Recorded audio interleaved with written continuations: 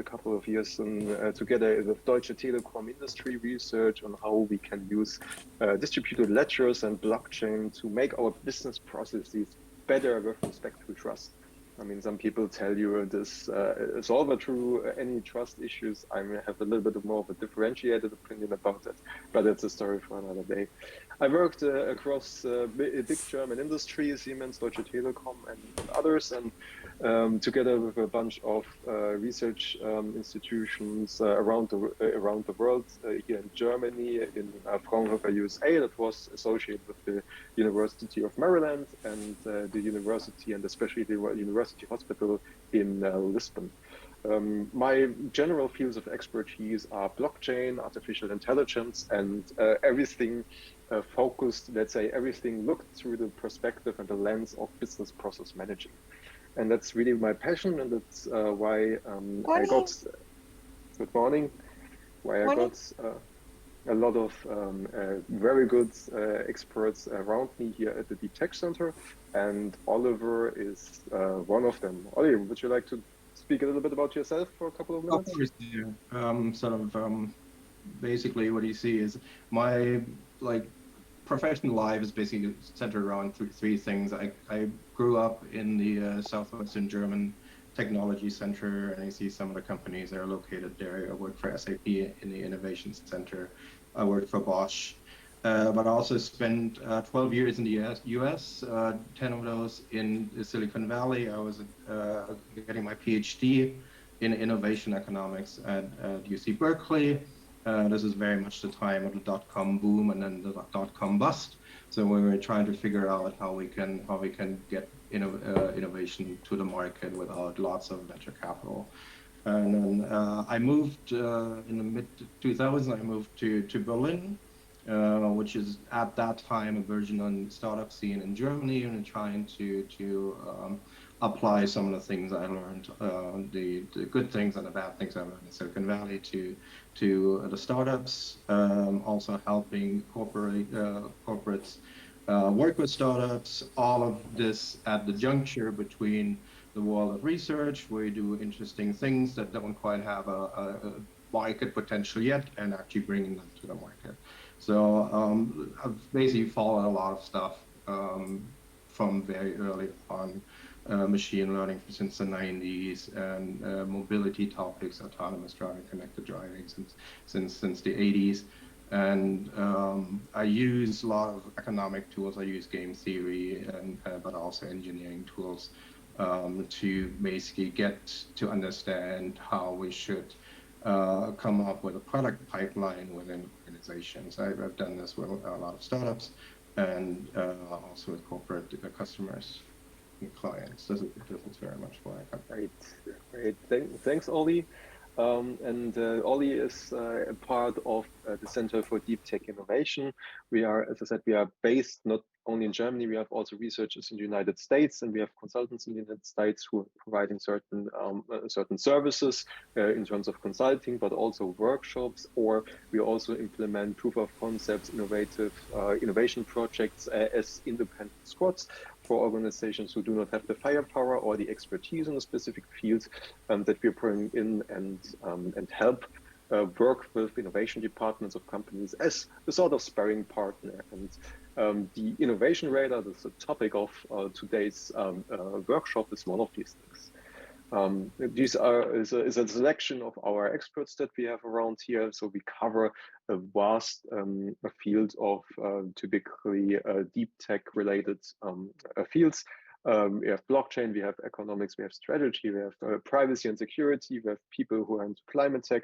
I have in the US a bunch of experts on AI and data science. And we have on the other side also our tech people and our tech squads that are working on developing innovative projects, proof of concepts, and also getting them into production if there's the need for it. And this is our fields of expertise. I said blockchain, AI, climate tech, and IoT. I talked about IoT in the very beginning a little bit. And today we are talking about the innovation radar as a method to filter through all the noise of innovation that you might see on social media, on LinkedIn, on stuff that is popping up, and helping you focus on that. Second part is going to be done by Oliver, talking a little bit about his experience of 25, now almost 30 years in practice doing innovation. And then before we start a Q&A, we're talking a little bit about how to create what we call the concept of an innovation radar for your particular organization and to operate. And the first part is on my side. And I would like to show you a bunch of screenshots that I took on this weekend from my LinkedIn feed. And I have quite a long list of people that I'm following or that are connected to me. And so the LinkedIn algorithm is giving me quite a lot of content for me that is sometimes relevant, sometimes less relevant. We have, for example, generative AI, so everything related to ChatGPT. I think everybody who has not slept under a rock has heard about that by now. I saw a nice article on trending tools building around ChatGPT and generative AI. On the other hand, I have a bunch of followers in the metaverse. I saw, interestingly, this last week, a lot of posts about explainable AI. I was actually working on that a couple of years ago, or an instance of using deep neural network explanation tools. And last week was also a nice article where Gartner, the market research department, published a magic quadrant on process mining. Process mining is something that I've been doing quite some time ago, and I'm very happy to see that. And for me, let's say, for me as an innovator, I'm looking for these topics that are, on one hand, worth my time, so that are relevant to me, that I would like to follow, and that have impact for me, and especially for my business. And in this case here, my business is the Center for Deep Tech Innovation with everything that we do. And filtering through all of these things that you are bombarded with either on social media or that you hear in your organization from saying, hey, this is the next cool thing, this is the new trend, do we have something in that area, do we want to make something out of that area? That's sometimes not easy to filter and to follow. And to get a little bit of hold of these questions, we have a concept that we call an innovation radar that lets us filter through these concepts step by step. And the innovation radar that I depicted here, so my personal methodology does have 5 steps that filters from basically all possible innovation that you have on the very top to only the one that is relevant for your company in general, then to these innovations that actually have an impact on the business goals of your company, doing proof of concepts, in the end, have tried something out, have an information that are proven to work, and in the very end, choosing innovations that are getting from the innovation cycle into production by developing productive tools around it, integrating tools from existing suppliers and third parties into it. That's my methodology. And in the next couple of minutes, I will give you a couple of examples of how we get to it. The first stage is basically looking into all kinds of innovations that we have around, and so that we can apply as much of our filter to them, and we are not missing anything. And that's really the first stage of our innovation radar. Gather resources, go through these resources. Do not dig too deep into everything, because ain't nobody got time for that. And decide on a very general level, interesting, not interesting. And if generally interesting, we put it to our next stage in the innovation radar. The tools that I personally recommend using, but you do not have to limit yourself to these tools, are, I'm a big fan of email newsletters, because they are more concrete, or let's say they're more targeted than the typical LinkedIn noise that you see. But of course, social media, LinkedIn, and the networks are also a big part of getting this first step of knowing generally about new innovations. but also events, fairs. But when it gets deeper, also scientific papers, documentation of projects when you actually want to get to the meat of a certain innovation.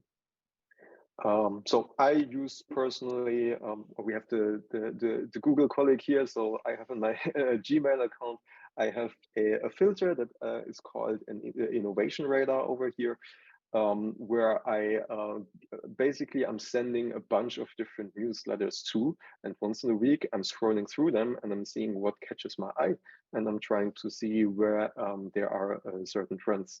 Example here, trends.vc is a pretty good newsletter that I can warmly recommend on all types of innovative projects and especially startups that are there, and a very short and concise executive summary that doesn't take you more than 3 minutes to read, but gives you an idea about the concepts behind it. I don't want to give you now a list of 100 different newsletters that nobody is going to read. I just have 3 that I personally follow and I find kind of recommendable.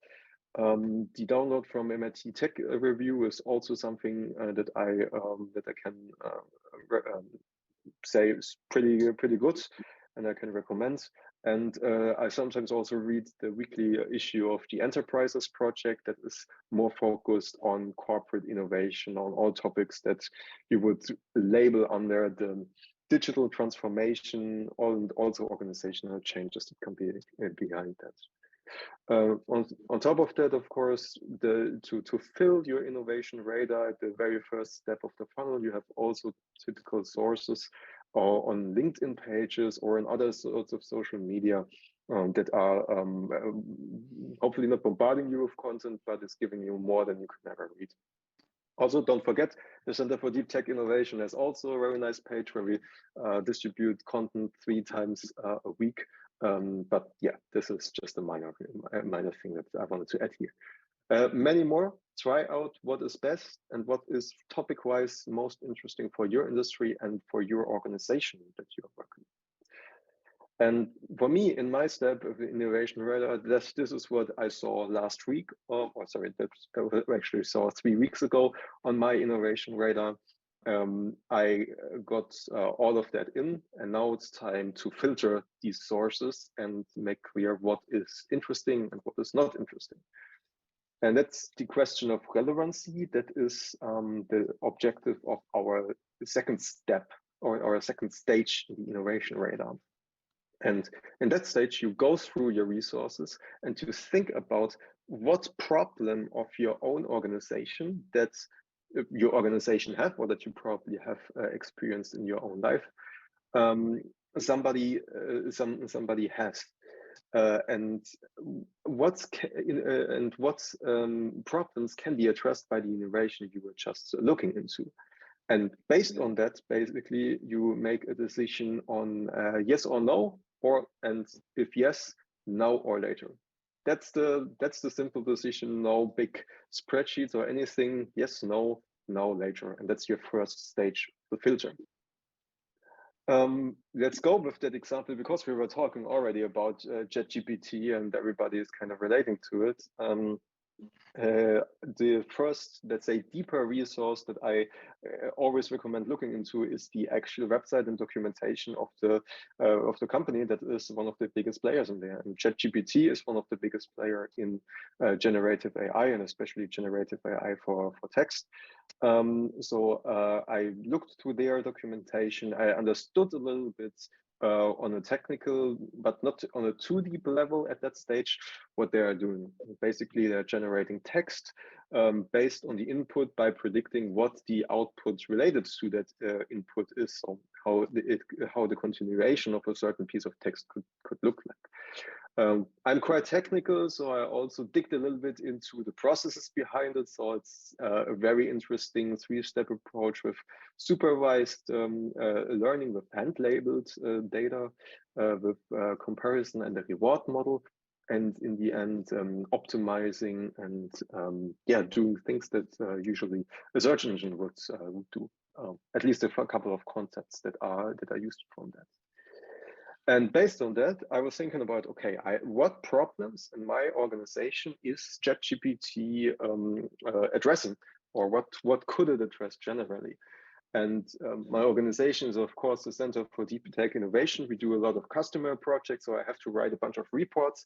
Well, wouldn't it be cool if I could have at least a couple of fragments of text being generated by ChatGPT or help me? Like, English is pretty good, but I'm not a native English speaker. Sometimes I just don't have the right inspiration, and sometimes to get things going, that might be a very good opportunity. But also, I mean, our content strategy with LinkedIn posts and helping and rephrasing, that could generally all be done by that function that innovation is providing by creating text.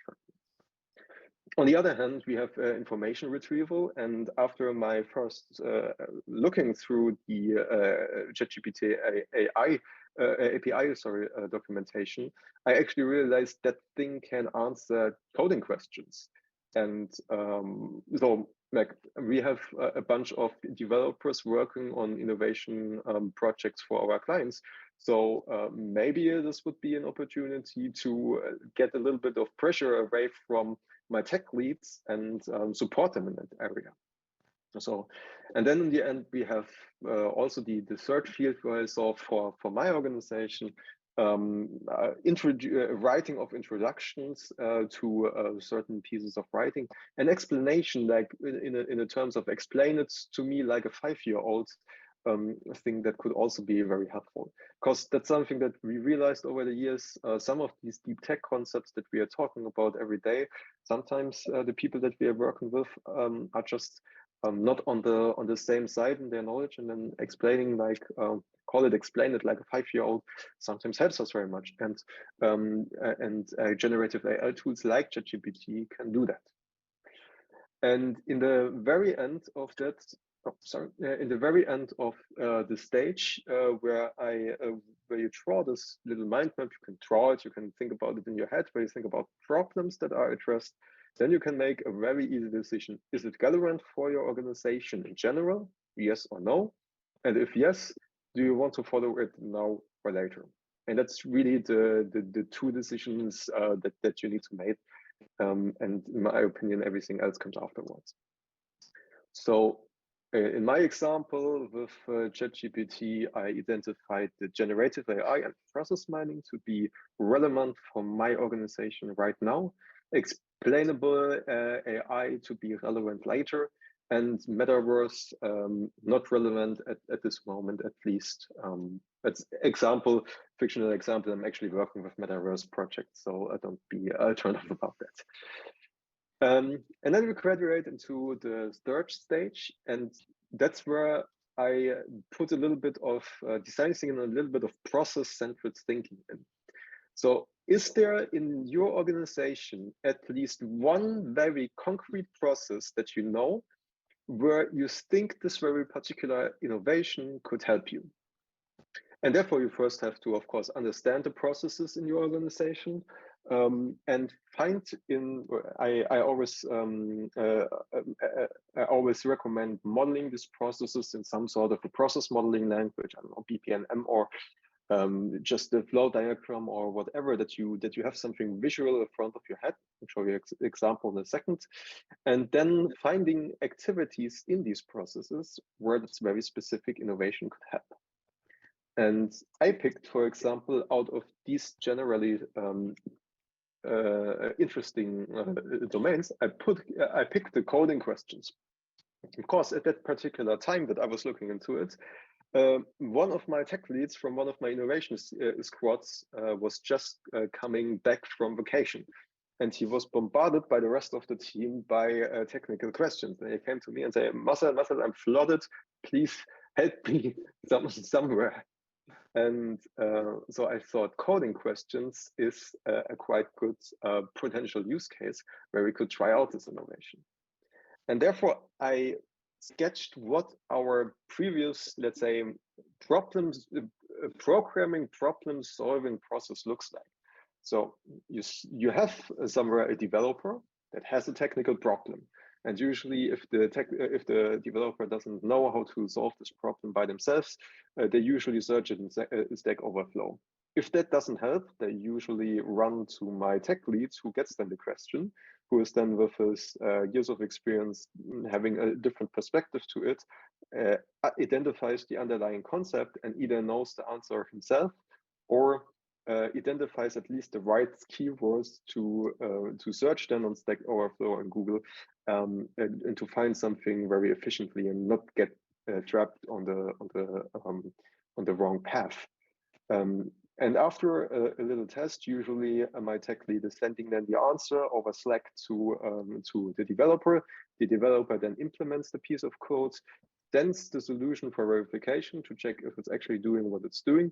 And then my tech lead is looking again at that solution, is verifying that it works with everything, the whole process that is behind it, and then either tells the developer to rework or says it's valid, you go on. It's a simplified process, there's pull requests and everything behind that, but on a very conceptual level, this is what's happening. And if ChatGPT can actually answer coding-related questions, let's make a process that looks like this. A developer has a technical problem, but instead of going to my tech lead, he asks ChatGPT. And he takes the answer from ChatGPT to implement, to try something out, and to send, and then afterwards is directly sending the solution for verification to my tech lead. The tech lead is then verifying the solution, is giving feedback, and if the feedback is not good, then he has to rework, either ask ChatGPT again or go back to the old process, or if not, just he's done. And with that, we kind of got over a certain feedback loop that otherwise would cause a lot of work. So that's the process that we picked, and that's the process where we built a proof of concept and where we tried out that very specific process. And this is the outcome of my process. People in my Slack were sending around nice answers from different parts, different questions. And Jacek, my tech lead, was telling them, you have a question, ask ChatGPT first. If you think it's not good, then come to me. And yeah, I had a bunch of snippy comments in our internal Slack. So of course, it's not replacing our tech lead, but it is in our proof of concept that we did over the course of a week. It helped us to validate and to see that there is actually an impact. And that first very small proof of concept, a type of experiment, led us then to have this innovation being graduated to the fourth stage. If the proof of concept would say, oh, nah, it's not really good for us, then we would have, of course, terminated at the third stage. But it made it into that stage where we have something that is at least on a conception level proven. And now we have to generalize again and look into the impact to define further steps to maybe or maybe not bringing this innovation to production. So while in the previous step, we had one very specific process, we are now looking to processes in organizations that are similar to get a glance of the overall impact of that very specific innovation to our company, to our organization. And that, for me, I like numbers. This is here a little bit of a napkin math that I put to myself. So our developer team, usually one dev team has 4 developers and 1 tech lead. The tech lead spends about 50% of his time supporting other devs with questions, excluding pull requests and everything. And within this week, I asked my tech lead, and he say it dropped from 50% to 25%. So if we assume some fictional numbers, the tech lead makes 20k euros a month initially. That means that the cost for him supporting others are about 10k a month initially, and afterwards, after using this tech lead at 20,000 euros. Excuse me, can you please mute yourself? Thank you. And afterwards, basically, this means we saved about $5 grand a month in terms That's of my innovation. Get a job with him and get 20,000 euros a month. Excuse me, can you please mute yourself? Post the questions on the chat, please. And we have Thank you. We have a Q&A at the end. Thank you. We have a Q&A afterwards. Thank you. And you know, that little Mapkin math, basically one tech lead savings of 60K a year if you have 3 teams, and you have a similar process in the sales team, but the sales team makes less money. That accounts for my very specific example here to about 200,000 euros a year in savings. That has an impact, and if that is impactful enough or not, your strategic decision making has to come then there into play. And if you decide it is impactful enough that you would like to implement such a solution in production, then we are talking about a chosen innovation that becomes then from an innovation in the life cycle actually a productive solution at some point in time. And that's really what my approach to an innovation radar is about. If you don't want to follow these very 5 specific steps, just remember it as a big filter that is making that is helping you to get through it step by step, and hopefully in the end you only have the things that really make an impact to your organization. And that's the short overview. Gather all informations, do the first filtering and ticking out only the things that are relevant for your organization. In the third part, find at least one very specific concrete process for innovation in the organization and create a proof of concept if it makes sense. Then generalize the impact, apply some strategic thinking, and then if it is worth it, roll it out productively. That's my approach. And next, I would like to hand over to you, Oliver, to talk a little bit about your experiences of innovation radars in practice. Stage is all yours. Happy to do this, but I mean, the one of the more intriguing news items in the last weeks was that like the introduction of ChatGPT and the astounding success and adoption they had brought the founders of Google, Larry Page and Sergey Brin, back to the Googleplex for what they call a code red alert. There's something going on in the market that might have the potential of completely undermining Google's core business model. And I found this very intriguing, especially Google is one of the research leaders in artificial intelligence and machine learning. And of course, they know very well how to make money. So they're one of the leading technology companies in the world. But they also still got into that situation, and not because their technology is bad or something like that, but they got the timing wrong. And this is one of the key questions I always ask when you build an innovation radar. And so basically, like, summarize the reasons why you want to build an innovation radar in the first place into like 4 core categories, if you want. First one is basically to avoid cognitive overload. And cognitive overload is something you always have to deal with in any like innovation role. This could be understand what's going on in the market in multiple technologies, get to a point where you understand enough of the technology, you have a good enough understanding of how this could unfold, what kind of a technology trajectory is on, and how this could possibly affect your own business model, both if you decide to become a leader in the technology, or also if you decide to become a follower, or just basically ignore the whole technology overall. This is the first thing. Get down to understanding what's going on in the market, and always think about of the innovation radar as an exercise in map making. So you start with an overview map, survey map, and then you decide which of the areas to focus on, and then start drawing lines that give you paths through these particular innovations. So this is the first thing. Get down, reduce the cognitive overload. Cognitive overload could be like, even if you're in a big company, you can always be fairly certain that there are actually a number of teams within the company working on certain technologies, and they might not know each other. You might not know them. This is like one of the first things. So have some like level of introspection, and then also understand what's going on outside in the market overall. So this leads like cognitive overload. If you're not able to structure the information you're getting, you're running into decision paralysis or analysis paralysis. You're not able to cut the wrong branches, cut the unimportant branches and focus on the important branches. And you might stretch yourself out into too many technology areas, and or you have a too bureaucratic decision-making process before you actually launch a product into the market.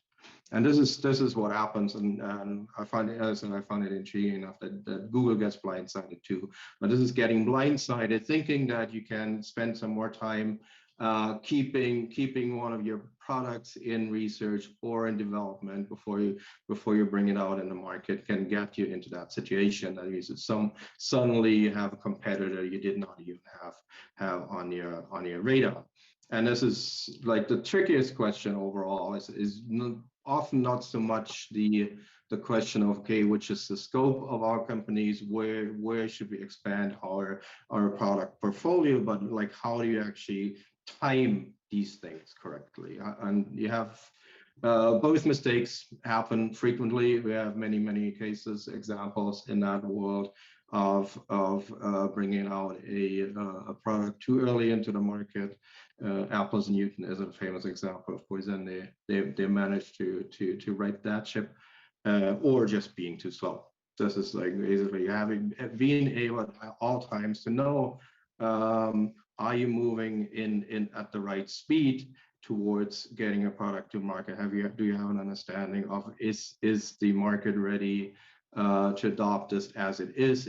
Are there other technologies you need complementary that you have to build, or have to hope that the market will come up with those technologies for the customers to actually have a clear view of the value this product brings. So then basically this is more or less the problems you have to solve with innovation radar. And key problem I always see, there's two mistakes you can make. The first one is basically consider innovation radar as a paper exercise and something you do at a corporate retreat or in a workshop, and then you basically create like a nice map, and then you forget about it. This is mistake number one. And then mistake number two is like you outsource all of it to market research companies. And typical problems I've always seen is that market research companies, they give you a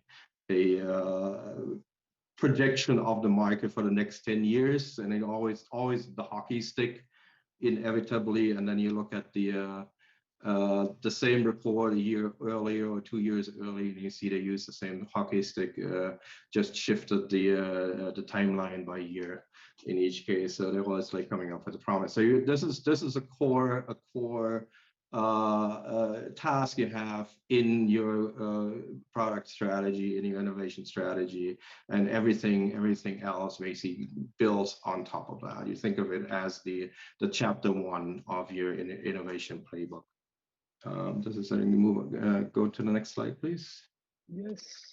Okay. So basically, and as like every company has to come up with their own. I don't think there's any good cookie cutter models out there. Start thinking about like what's your own economic environment, what's the technology environment, but then after a while you can start using tools to reduce the labor that comes with it.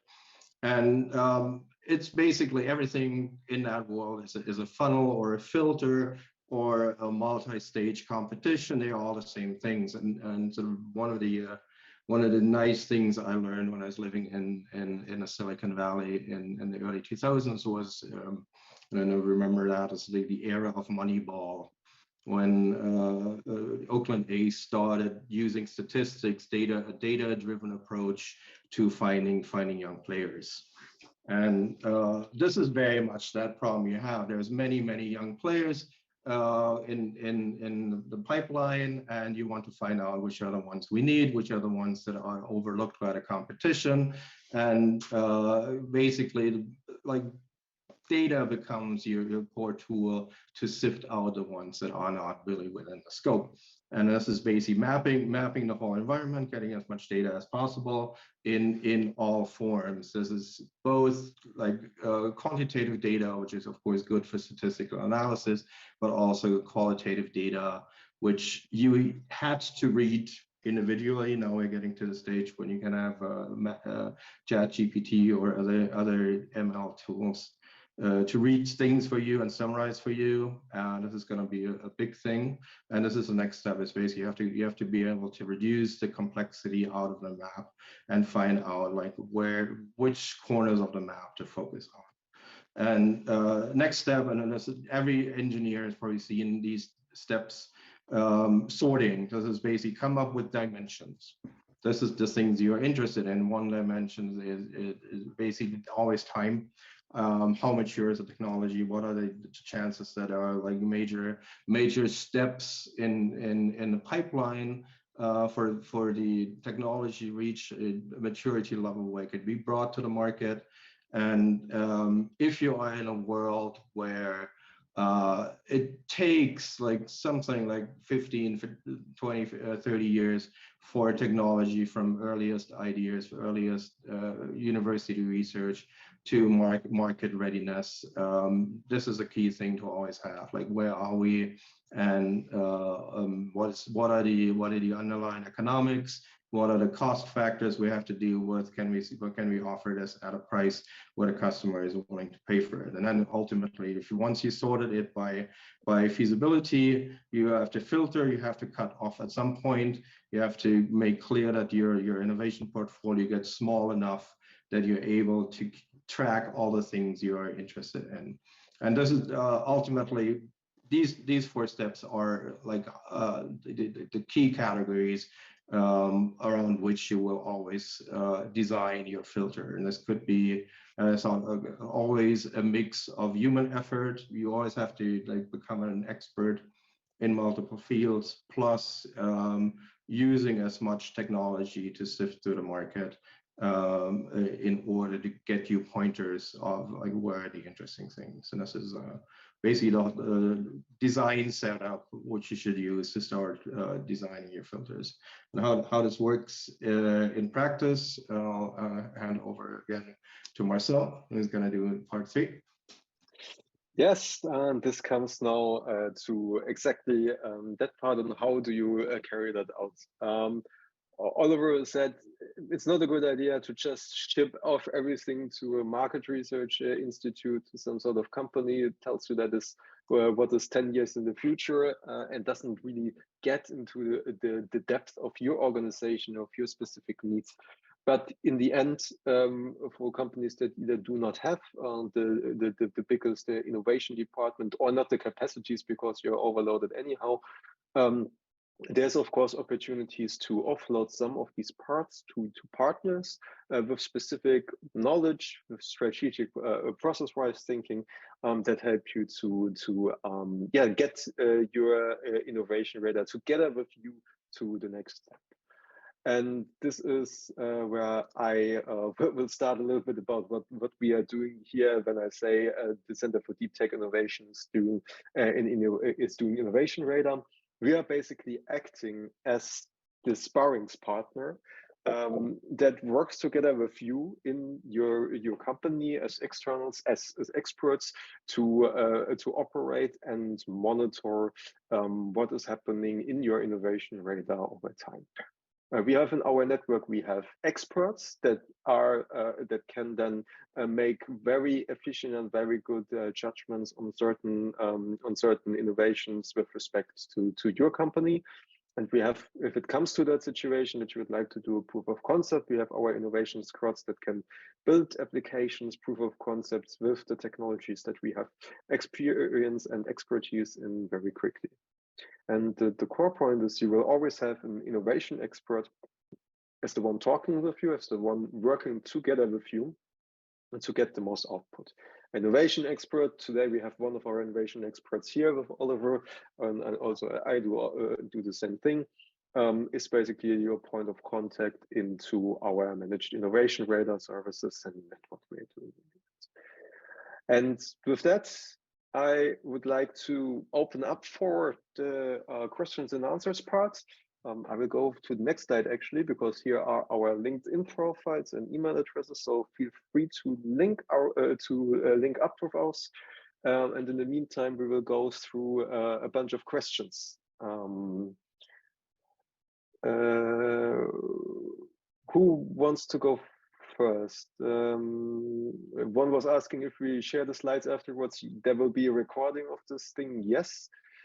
Larry from PwC, you had a question. Robust and pragmatic manual processes here. Has the Center for Deep Tech Innovation built some of the tech around the end-to-end automation of this process? Which manual processes are you talking about, Larry? Please feel free to unmute yourself and explain your question a little bit if you would like to. Yeah, sure. Marcel, can you hear me okay? Yes, wonderful. Okay, great. Yeah, thanks for the presentation. I think it's a very thoughtful process end to end. I'm curious if your team, or anybody on the call for that matter, has seen any automation that has gone into that filtering process or kind of pulling through the signal to noise. If there's any automations or tech or capabilities that your team offers around that automation of the process. Yeah, I mean, with these things that we do, for example, with building email lists, getting email lists, filtering through these email lists, that's what I would call semi-automation, right? It's not completely automated. So far, in the end, I mean, of course, you could train a machine learning model to tell you what is the important thing for you and what is not. But therefore, you have to have some sort of ground truth because you don't have, you know, the vast amount of information that ChatGPT has regarding your specific strategic goals in your organization itself. So that's why I say I'm always going for a semi-automated approach. And then if you do not have the complete time, outsource it to somebody who has the knowledge in particular fields. So semi-automated, full automated, maybe at some point in time. I've not worked on an end-to-end full automation that gives you the executive summary and already writes the project proposal for you. But you are completely right. This would be the ultimate dream. Great, thank you. Yeah. Yeah, I have a hard time imagining that it will at one point be entirely automated. But of course, I mean, if you're looking at things like social media engagement for certain startups or like startups in certain fields, this is something that is can be automated and has been automated. Yes, of course, this is anything that you want to have that is so easily convert into quantitative data, which give you basically the radar thing. Then yeah, that's stuff you do. But in the end, there has to be human effort at some stage in the process. In the same way, I cannot replace all my tech leads just by ChatGPT, but I can make their life easier. It's the same principle over here. Cool, very interesting question. I also thought about that upfront, but yeah, that would be pretty cool. Any other questions around, folks? Feel free.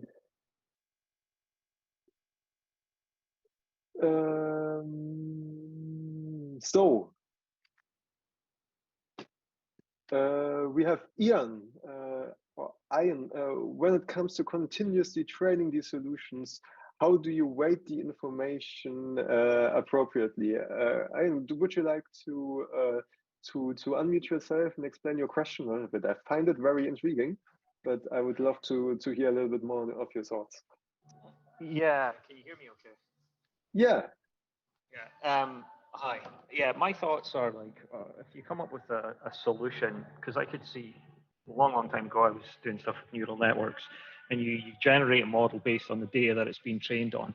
It's been trained on a very specific set of data, and you continually want to evolve it, and you want it to continually learn. But Chat GPT, if I keep on asking it questions, or if I keep on giving it information, I could definitely push it to one way. Like if I say, who's Ian McLeod, or if I tell who I am, I can start sort of training the data to know who I am. So when anybody asks who Ian McLeod is, they'll always get my answer back, potentially more than any other answer. So how do you continually train these models to keep them up with current information, yet, be cognizant that someone could maliciously try and weight it, or it might be weighted in a particular way? I mean, I think just neural networks in general, Tesla deals with that sort of issue of trying to detect fringe case crashes and stuff like that. So just your thoughts on how you can continually train these things.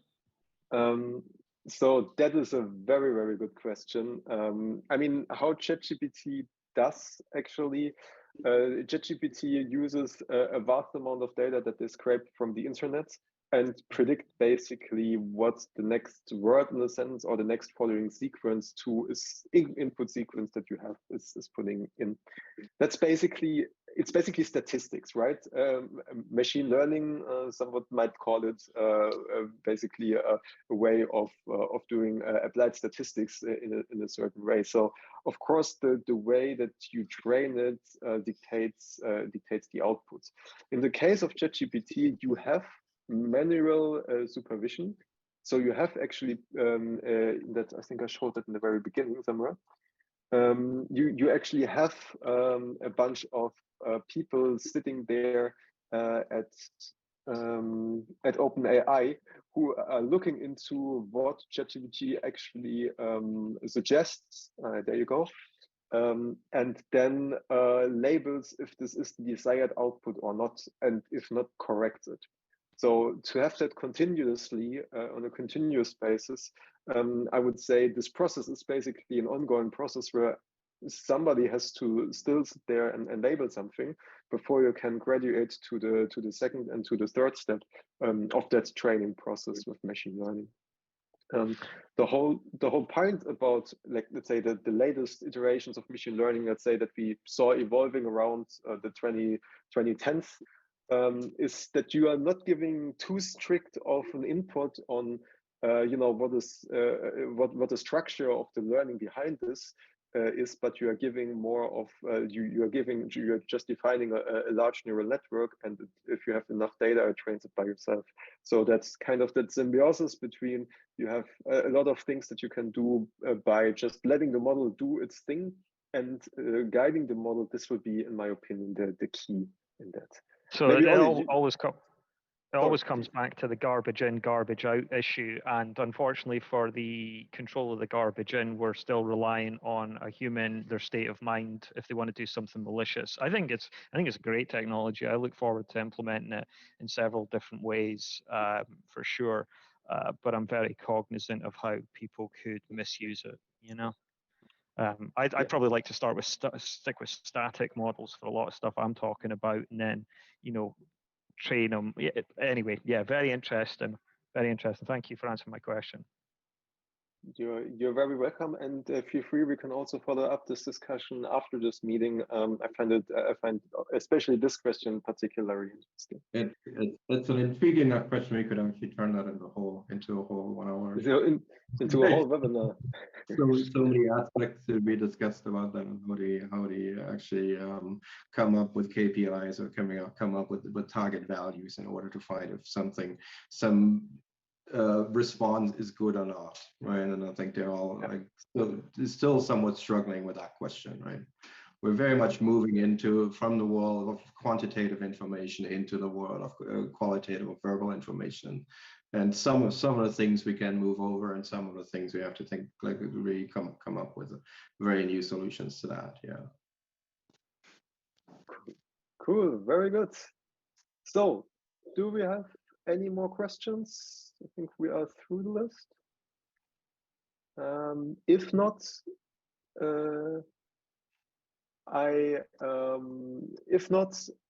I'm going to my last slide. Feel free to link up with us again. You will probably also get an email with the recording of the session. Hopefully that worked out fine. The Center for Deep Tech Innovation has a lot of webinars that go in that direction. We are really here in the situation of building a good network of innovators to help and to grow. So please feel free to link up with us, check out our material. We have tons more online, and the next webinar invite you will get for sure. All right. Then thank you very much, guys, and I will talk to you the next time. So, thank you very much.